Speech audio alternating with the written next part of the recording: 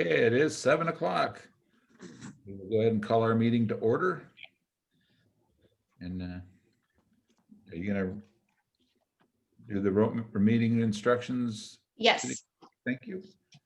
Pursuant to Governor Inslee's emergency proclamation regarding suspending certain provisions of the Open Public Meetings Act during the COVID-19 outbreak, the Toppenish City Council will not accept in-person public comments.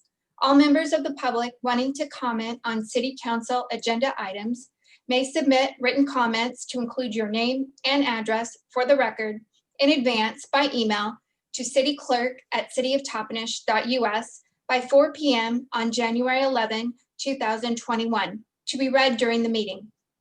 Call-in information for listen-only mode is 253-215-8782, meeting ID 889-9436-7211, passcode 816904, email cityclerk@cityoftoppenish.us, or call 509-865-6754 with questions.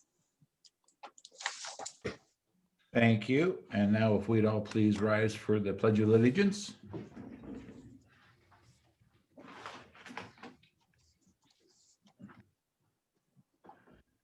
I pledge allegiance to the flag of the United States of America, and to the republic which stands one nation under God, indivisible, liberty and justice for all. Thank you. And if our city clerk would please do the roll call. Mayor Oakes, I am here. Mayor Pro Tem Saavedra, Present. Councilmember Belton, Councilmember Seha,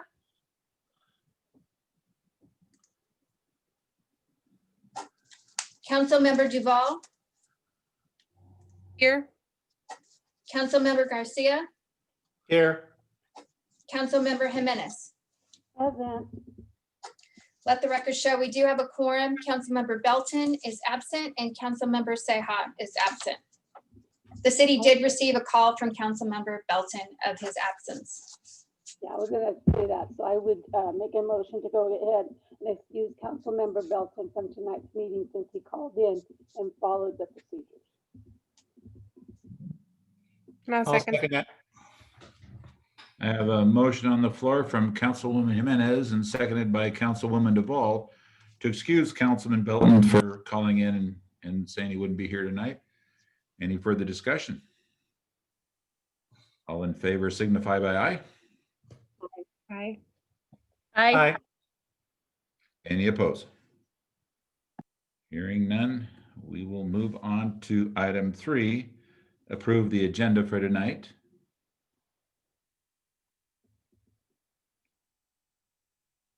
So moved. Okay, I'll second it. okay. I thought I heard Claire. I'll second it. Yeah, I thought I heard Claire there first, but it's all good. Oh, I don't know. Doesn't Small matter. motion on the floor from Mayor Pro Tem Saavedra and seconded by Councilman Garcia to approve tonight's agenda. Any further discussion?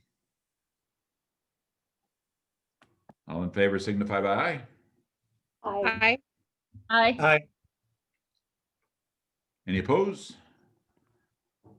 Hearing none, we will move on to item 4, the proclamation.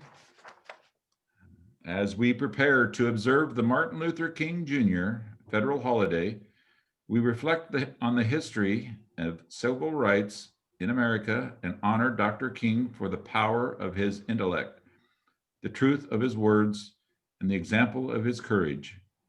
Dr. King called on our nation to ensure equal justice under the law and uphold our founding ideal of life, liberty, and the pursuit of happiness for all people.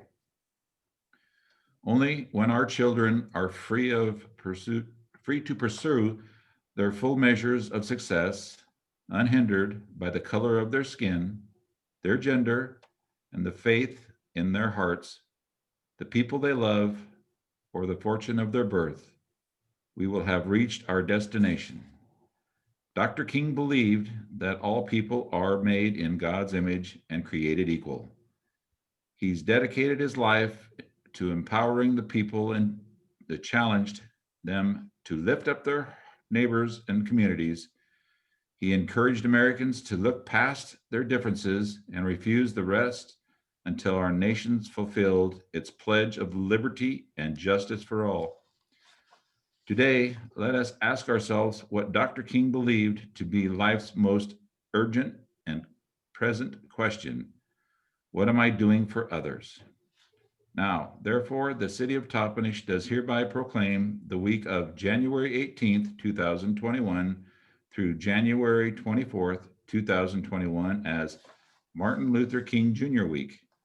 And we encourage all citizens to acknowledge Martin Luther King Jr. and the principles for which he fought and died. So, with that being said, we will move on to item 5. I don't know if anybody had anything to comment on the proclamation, but Mayor, yes. I'd like to share that the Martin Luther Peace Drive will be on Monday, of course, January 18th at approximately 9:30. Vehicles will gather at the middle school parking lot, and the drive will start at approximately 10 o'clock a.m. Should last about hour and a half, plus or minus. There's about 4 miles of a route that we'll be driving. The parade route or the drive route will start at the middle school. They'll exit onto Franklin Avenue, then onto North Fur, down to Soton Avenue, and then on to South Toppenish Avenue, where they'll cross the railroad tracks and go all the way up to West First, and then to Bolin Avenue. Then they'll take a left on Bolin and go down to West 4th Avenue, and then they'll go all the way down to Division Avenue, where they'll come back to East Toppenish Ave. Then they'll take a left, go back over the tracks, drive all the way out to L Street, take a left on L, and then take another left on Lincoln and come back up. And then I think they turn on Date, I believe, and then end up back at the middle school. So that's the 4-mile route that they'll be doing. Public Works will be present for any weather issues that we may have, because it is winter. And we'll have a police officer there to aid if we need them, as well as the fire department will be there with a fire truck to bring up the rear of the parade to kind of guard the rear of the parade. So remember, that's Monday. Basically start at 10 o'clock. The drive will start at 10 o'clock at the Toppenish Middle School. Thank you. All right, thanks. Now we'll move on to item 5.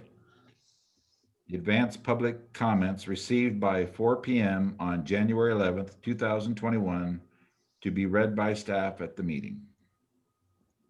City Clerk Rojas. Mayor, let the record show the city did not receive public comment by the stated deadline. And I would like to note that I did receive an email from Councilmember Seha indicating that he is being called over for work, so he will not be able to attend tonight. Do we make the motion to excuse his absence at this time? Yes, I would need it now. Thank you.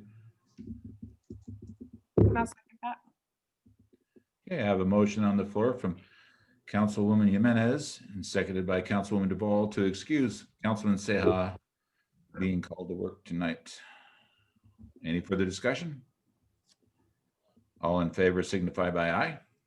Aye. Aye. Aye. Any opposed? Hearing none, we will move on to the consent agenda. Thank you. All matters on the consent agenda have been provided to each council member for review and are considered to be routine or have been previously discussed and will be adopted by one motion and vote without discussion.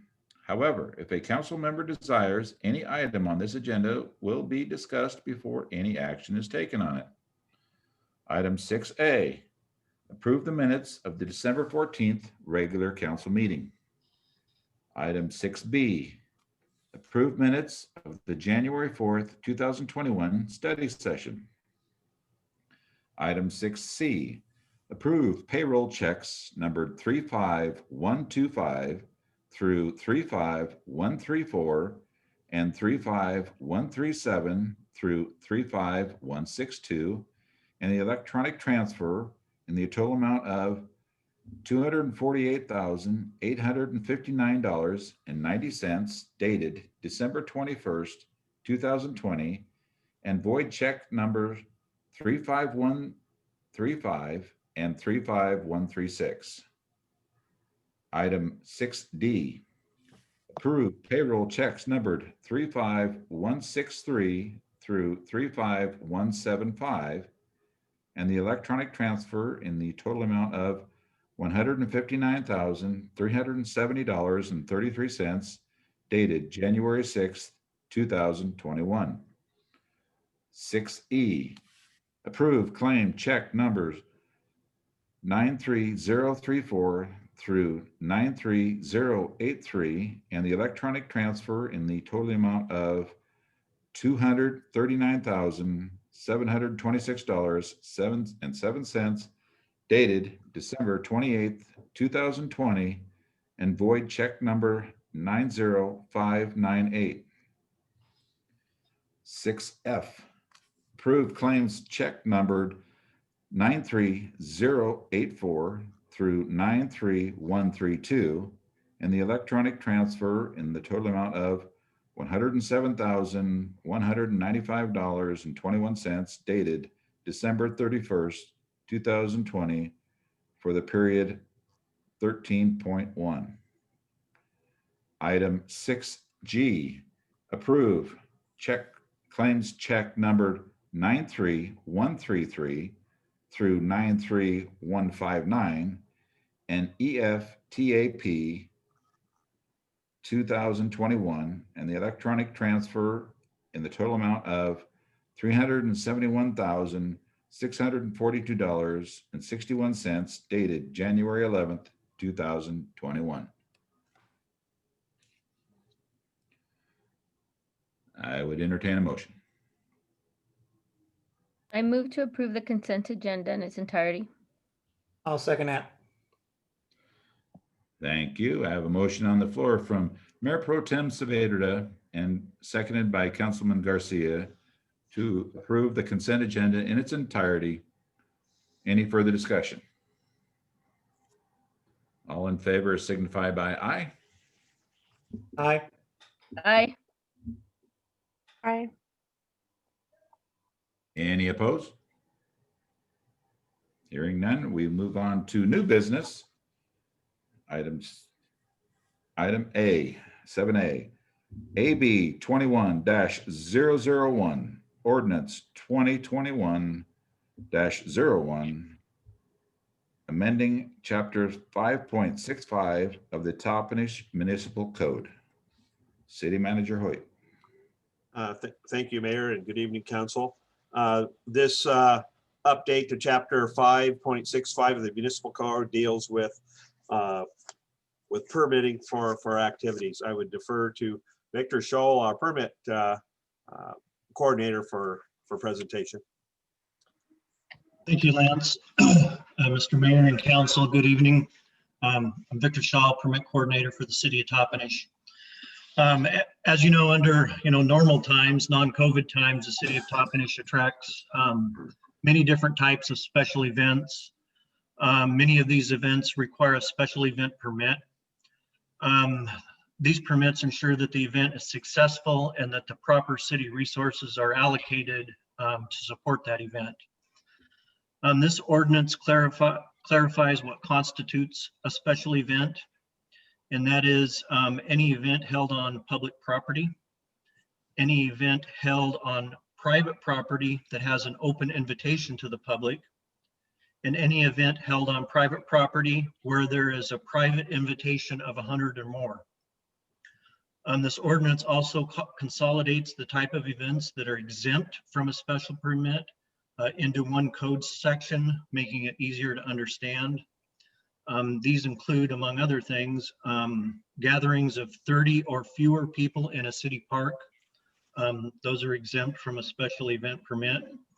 And temporary sales by businesses, like sidewalk sales or grand opening sales. And finally, this ordinance consolidates the application requirements into one section in the Toppenish Municipal Code. So with that, I'd be happy to take any questions. Victor, I have a question, and that was on the special event, on the permit. You talked about how if a member of the community has a gathering of 30 people or less, and it's open to the public, they would not need a permit if it's less than 30. But it would need a permit if it was more than 30. If it's a special event in a gathering in a park, Right. and it's under 30 people, it does not need a special event permit in the park. So then my question is, when I was reading the definition, which was on 5.65.030, the number was 100. So then I was wondering, if one says less than 30 at a park doesn't need it, why would it then jump from less than 30 to 100? When you get to 100, then you do need it. So that difference is if it's on private property and it's by private invitation for 100 people or more. So if someone's having an event at their house and they have 100 people or more invited, then it becomes a special event because you have like parking issues, you know, that's a lot of people to have at somebody's house, for example. So that's a distinction. Then my question is, why such a big difference from 30 all the way to 100? Because I'm thinking, wouldn't it still be a parking issue if you had like 35 or 40 people or 50 people? Well, I think around the public park, there would be adequate parking for more people compared to, you know, a residence where you've got the driveway and then parking on the street, and you've already got people, you've already got neighbors parking there. So I think that would be a distinction. I guess I don't think I'm making myself understood. Okay, so what I hear you say, if they're at the park and they have less than 30 people, they do not need a permit if they're at the park. Correct. If they are at their home and if they have 99 people, they do not need a permit. Correct. So if there's a parking issue at the park when there's 31 people, wouldn't there be a parking issue at someone's residence when they get to 31 people? Well, quite possibly. I guess I'm just happy with the number. Mm-hmm. And I do believe that these numbers come from the RCW in providing for the special event permits. The 30 for a public park and the 100 for private property. And those are the recommendation numbers through our insurance company, who they spent a lot of time vetting this and they actually sent it to their legal to make sure that we were processing it correctly. I'm thinking that the terminology is probably the issue, right? That it's public parking or public events versus having someone. You muted yourself. Uh-oh, you went mute. Sorry, I think maybe it would be harder for the city to weigh its authority, I guess, in a private property. Unless parking became an issue, which I can totally see where Clara's coming from, but Right. Well, and also in the park, I mean, it's not just parking around the park. If you have a larger event in the park, well, then, you know, you're filling up the trash cans and all that kind of thing as well. So it's the other usage of the park facilities or the park itself for requiring a special event over that 30 people. mhm.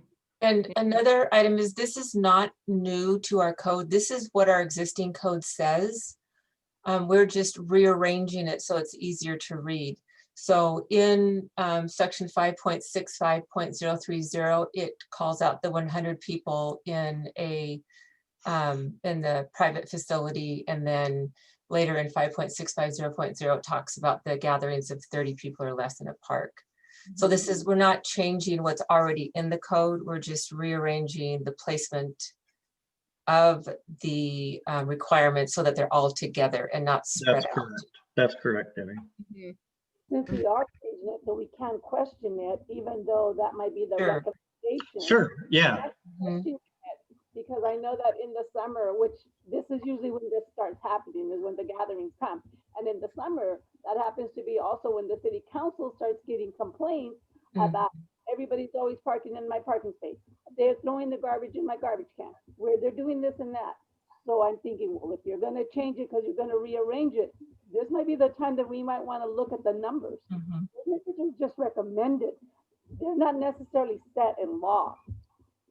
Right, and we can certainly come back with another number after talking with WCIA and checking what RCW says about that, and see if we can bring that 100 down. That would be the recommendation of council, that to bring that 100 down to a lower number? Is that what we're looking at? That's You what know, I'm in the looking at. past, I'm not sure personally, I don't know if that's really going to be worth an issue to look into, because in the past I've been told that the city can't enforce whether people park on the road. So for example, if a house has 15 cars and they're parking off the road, that the city doesn't have any authority to make them move or to limit how many cars can be parked on city roads, because, or as long as those cars have, you know, their registration up to date and their tabs up to date. And so I think it's going to be a bigger issue if we start messing around with those numbers, even though it makes sense, Glada. I think it may be a problem once we start looking at trying to regulate public roads, which in the past I looked into. I mean, it would make sense too that people wouldn't be able to have 15 cars parked outside their house on a regular yearly basis, but you know, people are doing it, and I've been told in the past that there's nothing really that can be done about that. I think that because of the numbers, I mean, I would like to see it brought back to see what were the numbers, but my thing is, I'm concerned more with the fact that the bigger the crowd, it would be nice for the city to know, because that way you, at least you have your police officers aware of something like that, where right now you don't. And 100 people or more is a lot to me. And so it would be nice if our police officers were at least aware of it. So I'm thinking, if it is 100, I mean, that's a lot, but I'm still thinking, even if it's 50 or something, it would be nice for the police officers to at least be aware of it so they can be alert. So Right. that's what it would be good. I mean, there's no hurry on this, there's no rush. Sure. It'd be nice to be educated on it. And so I would love to see the numbers on what it is that our insurance company is Right. saying. Yeah, and aside from the numbers, the example you just gave is exactly why the special event permits are necessary, to notify the police and public works that, hey, there's going to be this large crowd gathering, whether it's at someone's house or in the city park. But yeah, I can definitely work with Debbie and look at those, you know, the number for that 100 for sure. I mean, I'm only one person. There are 4 others. So you guys, I'm just I thinking. agree with you, Claire. I gotta agree with you. I agree with you. That is a good question, and when you, like you said, when you're talking about 99 people parked on the street, and like you say, everybody's going to be complaining because they lost their parking place because they came home and they can't even park in their driveway because someone's blocking their driveway, Right. type of thing. So I can see where Claire's coming from. Mhm.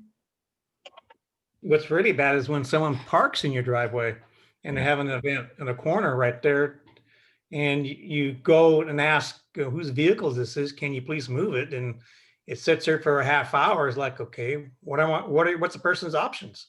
Mhm. Call a towing truck. Yeah. I mean, because I don't know how much a special permit is going to prevent any of those issues, or whether people will even Get 'em. report special events if they're having a party at their house. And I don't know, we live in a very big Hispanic community, and you know how big those families can get, Yeah, especially that's if they're exactly having, why I would. yeah, especially if I they're think having, that's, sorry. I'm yeah, thinking no, it's all about educating your public too. I mean, yeah, if you can educate them, of course they're not gonna know. But I also think, we need to also have people aware of what's going on. The police need to be prepared. Our public work needs to be prepared because maybe they can bring out other garbage cans. That's the other thing that we get complaints about is, hey, all this garbage is over here. I'm just thinking we should be proactive instead of always having to be reactive. That's all I'm saying. mhm. So council, for your consideration on the agenda bill, there are two alternatives provided for a recommendation. And one of them is to not adopt or to forward to a study session for further review. So with that, So that's something council would make a recommendation, is to forward that to a study session for further review. I just want to see what everybody else thinks. I don't want it just to be me. So I just think I need more information from where the numbers came from. That's fine. I'd be willing to discuss it, but I'm more inclined to say that I don't want to limit people's personal property or private property on how many people they invite to their gatherings. I mean, when I look at my family, whenever we get together, it's close to 50 or more, and that's just immediate family. Not 100 people are going to drive their own separate cars. Several people can fit into one car, and we have to remember who our population is. We do always have a lot of people in our community that have large gatherings, and I mean, I just don't want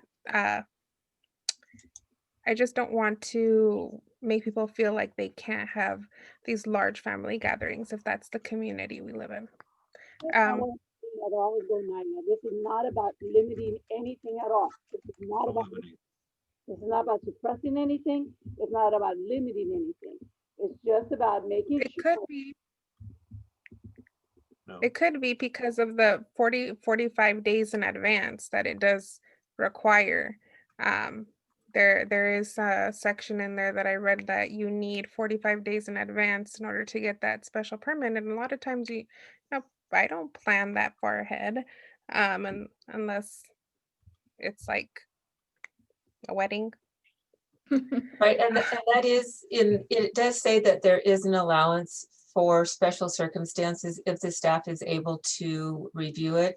So for instance, if someone were to have a full wedding at their house where there was going to be an open bar and we'd have to make sure that there were adequate facilities for restrooms, that there was, the health permit was involved, there's a liquor license, and then the police, of course, would then be wanting to see a parking plan. And so, I mean, that's a little more involved than having a graduation party for my sixth grader or, my high schooler or my kindergartner, where it is just going to be family coming for a barbecue. We would be more concerned with the parking than alcohol and loud music and so forth. So the review is going to be a little bit different. It's depending on the circumstance of what the event is going to be. Well, I would be willing to make a motion to go ahead and have this go into a study session so we get more information on it. Please. Kind of what some of our questions are, and have it back at a study session. I'll second that. Okay, thank you. Okay, we have a motion on the floor from Councilwoman Jimenez and seconded by Councilwoman Duvall to have ordinance 2021-01, amending the chapter 5.65 of the Toppenish Municipal Code to be moved to a study session for further discussion.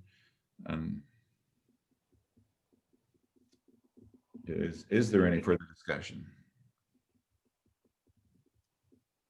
All in favor signify by aye. Aye. Aye. Aye.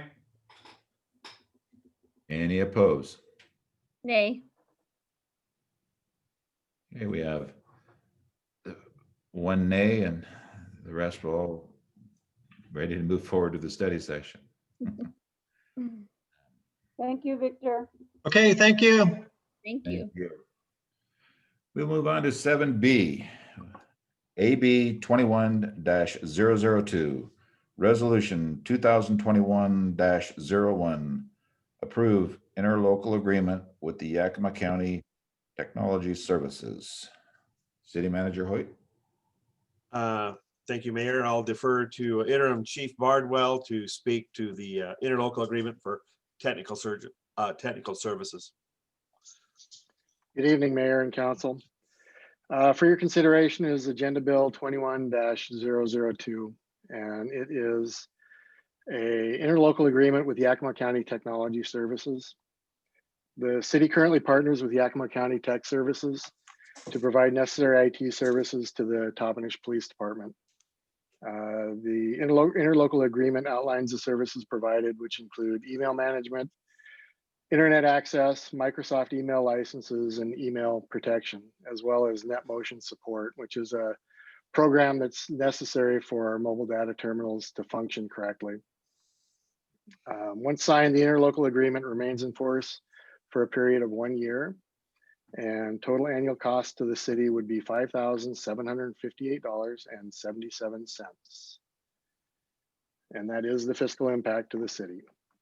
So my recommendation is to approve the resolution 2021-01, authorizing City Manager Hoyt to sign the interlocal agreement with Yakima County Tech Services. Alternatives: do not adopt or forward to a study session for further review. Do you have any questions? It's I don't- already the budget. a good right? deal. It's coming. Did I hear a question? That must be me. You go right ahead. This is already in the budget, right? Because this is something we do every year. Correct, yes. Okay. Nyla, did you have a question as well? No, I just said that it looked like a good deal. Oh, okay. So And I want a motion that we go ahead and move forward with this. I second that. Thank you.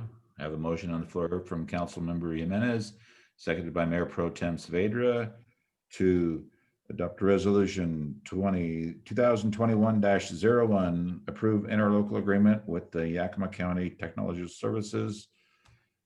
Any further discussion? All in favor signify by aye. Aye. Aye. Aye. Any opposed? Hearing none, we will move on to 7C, AB 21-003, Resolution 2021-02, approve contract for engineering services with HLMA. I believe our Public Works Director is going to handle this for us. Please. Ooh, Good evening, Mayor and Council. Don't fall off the tower. fancy. Look at Nyla, he's trying to get as good as you. Tonight for your consideration is the professional engineering services contracts. The city is in need of general professional engineering, surveying, and construction management services for various projects from time to time. The city must advertise for professional engineering services every 3 years. A statement of qualifications was published in the Sunnyside Sun on December 2nd of 2020 and December 9th of 2020. The deadline to submit a proposal was 10 a.m. on Monday, December 21st, 2020. The city did receive 4 statements of qualifications by the stated deadline of 10 a.m. on Monday, December 21st, 2020. Those were from SCJ Alliance, Gray and Osborne Incorporated, HLA Engineering and Land Survey, Inc., and TD&H Engineering. The SOQs were evaluated on December 22nd of 2020. HLA Engineering and Land Surveying, Inc., as well as Gray and Osborne, Inc., were the top 2 firms. So for Agenda Bill 21-003, it's staff's recommendation that HLA Engineering and Land Surveying, Inc. be awarded agreements for professional engineering services. Are there any questions?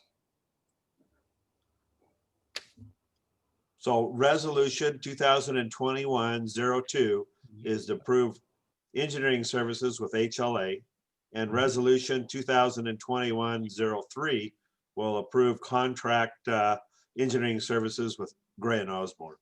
That is correct. Okay, thank you. I'd entertain a motion. So I motion to approve resolution 2021-02, authorizing the city manager to execute professional engineering services agreement with HLA Engineering and Land Surveying Incorporated. Second. Did I hear a second? Second. I have a motion on the floor from Councilwoman Duvall, seconded by Mayor Pro Tem Saavedra, to approve resolution 2021-02, approve contract for engineering services with HLMA. Any further discussion? All in favor signify by aye. Aye. Aye. Aye. Any opposed? Hearing none, we will move on to 7D, AB 21-004, resolution 2021-03, approved contract for engineering services with GNO. Public Works Director, Rocky. Thank you again, Mayor and Council. This is the same as just before, but this recommendation is a motion to approve resolution 2021-03, authorizing the city manager to execute professional engineering services agreement with Gray and Osborne, Inc. But Rocky, wasn't that what on that particular one? Weren't they the only ones who submitted? No. No, the other one. Yes, it's the next one coming up, the train depot roof.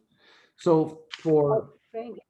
yes, for the professional engineering services, we had 4 qualifications submitted by the deadline. And those were SCJ Alliance, Gray and Osborne, Inc., HLA Engineering and Land Surveying, Inc., and TD&H Engineering.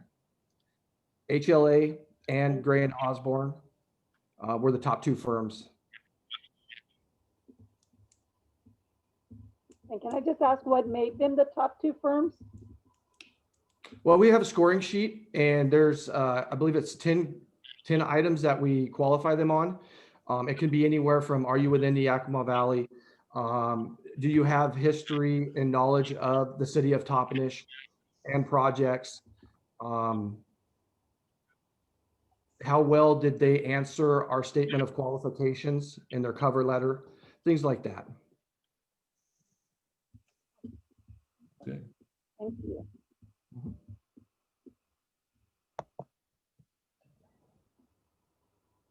Any other questions for it? If none, I would entertain a motion.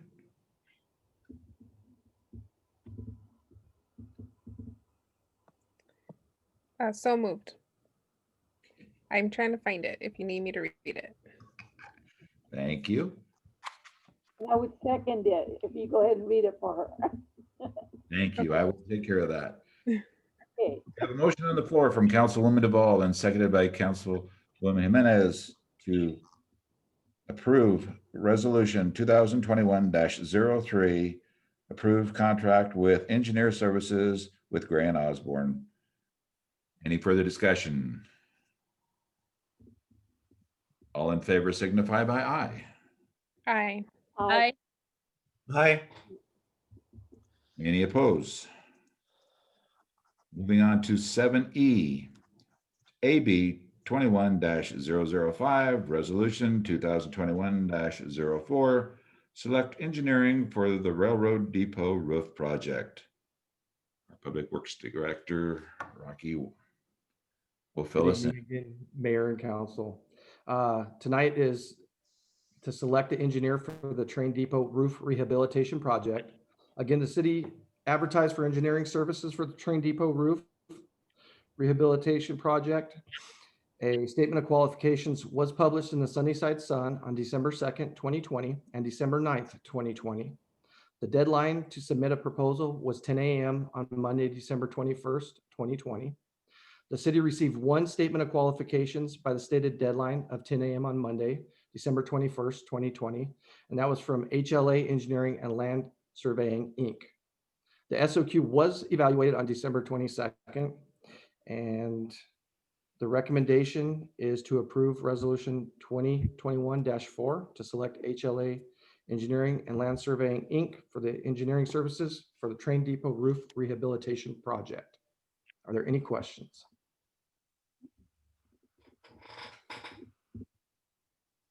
I would entertain a motion. I motion to approve resolution 2021-04 to select HLA Engineering and Land Surveying Incorporated for engineering services for the train depot roof rehabilitation project. I'll second that. Thank you. Have a motion on the floor from Councilwoman Duvall and seconded by Councilman Garcia to approve Resolution 2021-04, select engineering for the railroad depot project of HLA and Lance Services. I believe that was correct. Any further discussion? All in favor signify by aye. Aye. Aye. Any opposed? Hearing none, we will move on to item 7F. Set the agenda for the February 1st, 2021 study session. City Manager Hoyt. Thank you, Mayor. I have two items that I'd like to put on the study session agenda for your consideration. One is Yakima Valley Conference of Government was successful in getting a grant for, it's called Health Through Housing Information. The goal of the grant is to establish a resident centered regional housing plan that addresses housing issues in cities. And they've chosen Toppenish as one of their cities they would like to help. And what they like to do in the first year is survey residents to see what they would like, things that they would like to collect would be anything that's related to something like regional transit, economic development, equitable health, access to health or nutrition or education, recreational opportunities and or employment opportunities. And so Executive Director Chris Wickerhagen could speak and about the pros for this grant and how it would help the city of Toppenish align some priorities and get some public input. So that's item number one. Number two, I would like to add into there is our police chief vacancy update. And after tonight's conversation, I think we'll postpone or put the municipal code update for the activity permits to probably March, the study session in March. Sound good to everyone? Okay. All right. Very good. Thank you. Thank you. This time we move on to item 8, city council meeting reports and community announcements. We will start with Councilwoman Duvall. Sure, I can go first. There is a really cool opportunity at Heritage University for people in the community. They have opened up a college level class to learn Ichiskin, which is the language here. And if you're interested in learning that, you can look up the Heritage University catalog. Like I said, it's free and you can learn a new language. So if you have time, I might look into it. What language is that you said? You broke up a little bit. Ichiskin. Which is what? I believe it's the Yakama Nation. Okay, that's the part that didn't come through. Okay. Yeah. So the Yakama Nation. I'm not sure. It's part of the Heritage University Language Center, and they are teaching Ichiskin Okay. to the Nice. community. Nice. Very good. Is that it? Yeah. Thank you. Councilman Garcia. Last month I did do a couple items. I brought some 500 spoons to the shelter we had by the farm workers clinic. I brought spoons and I brought a tuna plates that they were asking for donations. So I did do that. And then a neighbor came over and asked me to install two carbon monoxide detectors and smoke detectors. And when I went into the residence to install them, she had one of it. This thing was ancient. I'd never seen one like it.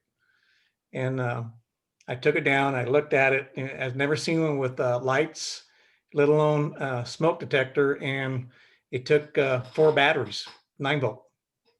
I've never seen one like that. Sounds pretty big. Did you replace I it, installed Pardon? Did you replace it? Yes, I replaced. She only had one that was there, and typical, we used to be on the fire department. It was hanging open, no batteries in it, but it had a place to put batteries. And so I asked her, "When's the last time this thing worked?" She goes, "About 15 years ago." Did she let you keep it? I was hoping to. I was going to take it to the fire department and donate it. Yeah, that'd be kind of cool. Museum. She said, yeah, like a museum. Yeah, a museum piece. That'd be great. I've never seen one like that. And then I put 2 carbon monoxide detectors, one in the hallway and one in her furnace room. She has a gas heat.